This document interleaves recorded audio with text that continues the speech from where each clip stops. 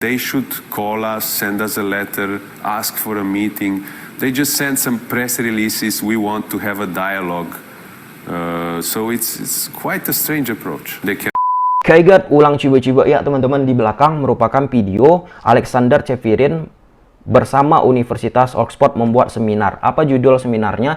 Yaitu membangun kembali reputasi sepak bola internasional. Nah, video tersebut salah satu video yang aku rekomendasikan untuk teman-teman nonton agar cakrawala kita melihat sosok Alexander Ceferin ataupun UEFA lebih banyak lagi teman-teman. Nah, video yang di belakang pada video kali ini juga tidak jauh pembahasan kita. Nah, pada akhirnya teman-teman, komisi disiplin ataupun komisi penghukum dari UEFA teman-teman ya menghentikan penyelidikan untuk Juventus, untuk Barcelona, untuk Real Madrid terkait tentang bertahannya 3 tim tersebut di European Super League. Nah, jadi teman-teman, sebelum kita bicara jauh, nah, European Super League ini merupakan kompetisi ataupun turnamen yang digagas oleh 12 tim. Ada Liverpool, ada Barcelona, ada Spurs, ada AC Milan, ada Chelsea, ada Real Madrid, ada ATM, ada Man United, ada Man City, ada Juve, ada Arsenal, dan ada Inter Milan. Nah, 9 tim karena ada tekanan, karena ada ancaman dari UEFA, kalau misalnya mereka bergabung,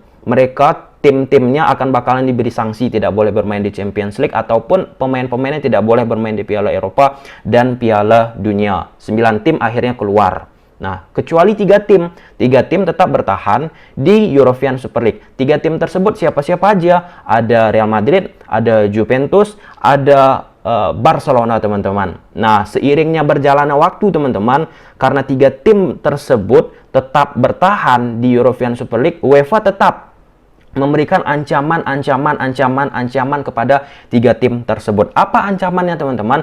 Bahwa UEFA ingin memberikan sanksi kepada klub 3 tersebut 2 tahun tanpa bermain di Champions League ataupun bisa mengarah kepada denda teman-teman. Sampai situ jelas teman-teman ya. Kemudian setelah UEFA mengancam 3 tim tersebut, Barcelona khususnya teman-temannya secara gamblang menjawab tekanan, ancaman yang dilakukan oleh Presiden UEFA Alexander Ceferin ataupun pihak komisi disiplin dari UEFA teman-teman, bahwa Laporta nggak masalah, dihukum-hukum lah, kata Laporta teman-teman selaku Presiden Barcelona. Karena Laporta yakin teman-teman, kalau misalnya UEFA memberikan sanksi kepada Barcelona secara khusus ataupun tim-tim lain, mereka yakin UEFA bakalan kalah nanti ya di pengadilan Badan Arbitrase Internasional terkait tentang olahraga teman-teman. Di situ mereka yakin, mereka Barcelona secara khusus yakin tidak bakalan terkena sanksi, tidak boleh bermain di Liga Champions Eropa ataupun mendapatkan denda. Artinya ini cukup menarik teman-teman ya, permasalahan drama yang terjadi European Super League, tim-tim yang 3 tersebut dengan pihak UEFA teman-teman. Nah, oleh sebab itu, seiring berjalannya waktu teman-teman, Barcelona, kemudian Real Madrid, kemudian Juve melakukan istilah diskusi, melakukan pengaduan teman-teman kepada Badan Kehakiman Internasional. Nah, apa yang mereka lakukan? Mereka bertanya, apakah langkah mereka ini membuat kompetisi European Super League ini nggak boleh, melanggar peraturan dan lain sebagainya. Mereka ngadu teman-teman karena udah ada ancaman dari UEFA. Kemudian Badan Kehakiman Swiss, tempat Barcelona, Juve, Real Madrid mengadu tadi, akhirnya memberikan keputusan, memberikan jawaban bahwa tidak ada masalah terkait tentang apa yang digulirkan oleh 3 tim tersebut, baik itu Juventus, baik itu Barcelona, baik itu Real Madrid. Jadi mentah nih teman-teman, ancaman-ancaman yang dilakukan oleh UEFA, hanya gertak sambal doang. Sampai situ jelas teman-teman ya. Nah, kemudian dari UEFA juga sudah resmi nih teman-teman mengeluarkan statement dari websitenya teman-teman ya. Apa isinya? Menyusul pembukaan proses disipliner terhadap Barcelona, Juventus, dan Real Madrid yang tetap di European Super League untuk potensi pelanggaran kerangka hukum UEFA sehubungan dengan apa yang disebut proyek Liga Super yang disebut-sebutkan oleh Real Madrid, Juve, dan Barcelona. Badan banding UEFA memutuskan untuk menunda proses sampai pemberitahuan lebih lanjut. Kenapa ini mereka tunda teman-teman? Karena jawaban, karena respon dari Badan Kehakiman Swiss yang mengatakan Liga Super Eropa tidak ada masalah. Nah, oleh sebab itu, kalaupun misalnya Alexander Ceferin selaku Presiden UEFA tetap bersikukuh menjatuhkan sanksi, melarang Barcelona, Juventus, dan Real Madrid bermain di Liga Champions. Alexander Ceferin dikabarkan bakalan menderita, dalam arti teman-teman bakalan dipenjara. Itu berbagai macam literatur media luar yang membahas tentang keputusan Alexander Ceferin kalau misalnya tetap bersikukuh memberikan sanksi kepada Real Madrid, Barcelona, Juventus, teman-teman. Nah, sebelumnya di beberapa wawancara yang dilakukan oleh Alexander Ceferin dengan berbagai media, teman-teman, Ceferin secara keras, teman-teman ya, memberikan kata-kata yang tidak cukup mengenakan untuk Agnelli.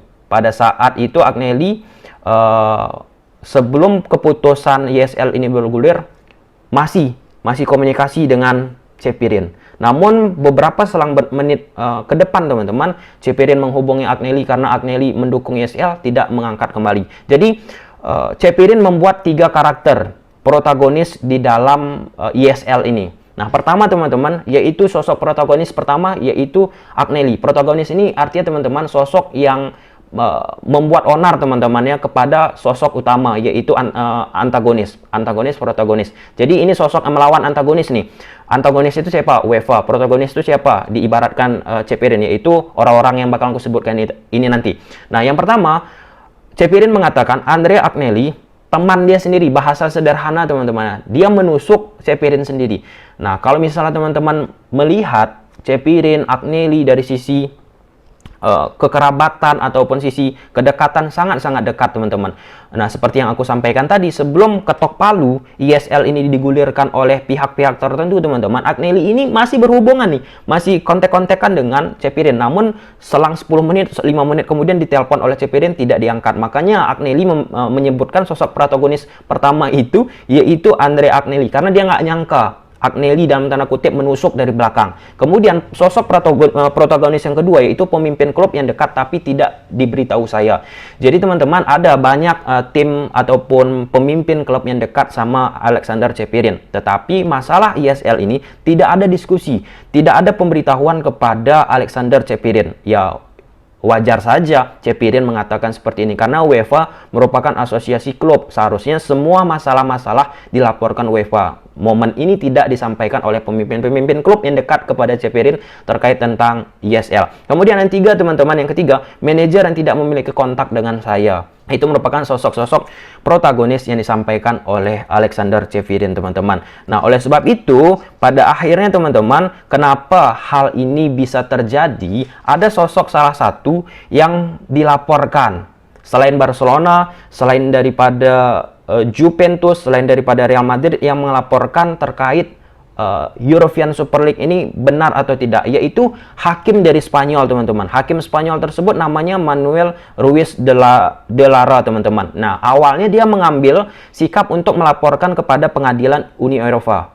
Nah, pada momen tersebut hakim tersebut, Luis de Lara, teman-teman, melihat tindakan UEFA beserta FIFA sebagai upaya untuk memonopoli sepak bola. Nah, perlu teman-teman garisi, siapa yang menggerakkan hakim Spanyol ini, Manuel Ruiz de Lara?